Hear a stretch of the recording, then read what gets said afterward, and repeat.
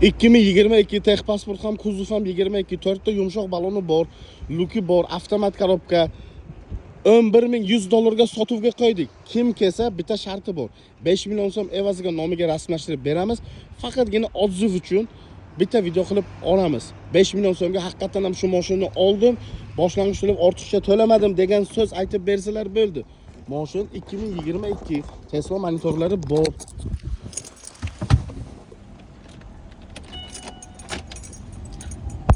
Olmuş bin kilometr masa bosib o'tgan. Zadovid kamera. Look.